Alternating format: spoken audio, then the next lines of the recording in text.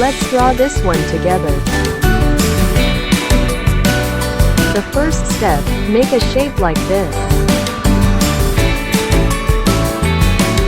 Look, it's so easy. Do not hesitate, just follow my steps. We just have to connect these lines and curves. Isn't it very easy?